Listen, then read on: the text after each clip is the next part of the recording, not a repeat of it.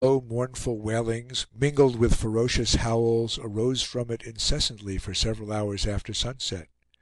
We could distinctly see the wolves running about the prairie within a few rods of our fire, or bounding over the sand beds of the river and splashing through the water. There was not the slightest danger to be feared from them, for they are the greatest cowards on the prairie. In respect to the human wolves in our neighborhood, we felt much less at ease. We seldom erected our tent except in bad weather, and that night each man spread his buffalo robe upon the ground, with his loaded rifle laid at his side or clasped in his arms.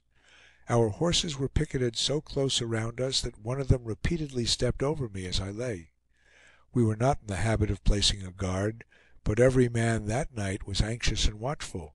There was little sound sleeping in camp, and some one of the party was on his feet during the greater part of the time. For myself, I lay alternately waking and dozing until midnight.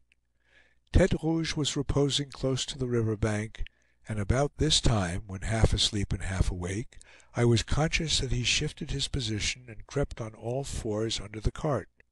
Soon after I fell into a sound sleep, from which I was aroused by a hand shaking me by the shoulder. Looking up, I saw Tete Rouge stooping over me, with his face quite pale and his eyes dilated to their utmost expansion. "What's the matter?" said I. Tete Rouge declared that as he lay on the river bank, something caught his eye which excited his suspicions. So, creeping under the cart for safety's sake, he sat there and watched, when he saw two Indians wrapped in white robes creep up the bank, seize upon two horses, and lead them off.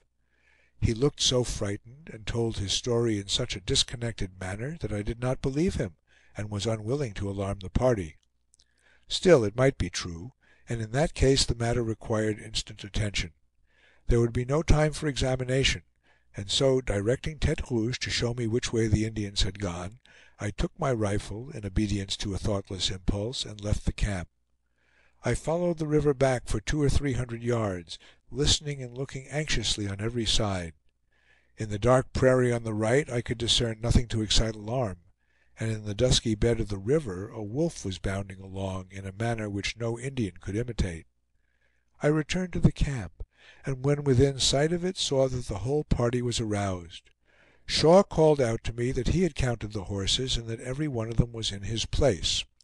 Tete Rouge, being examined as to what he had seen, only repeated his former story with many asseverations, and insisted that two horses were certainly carried off.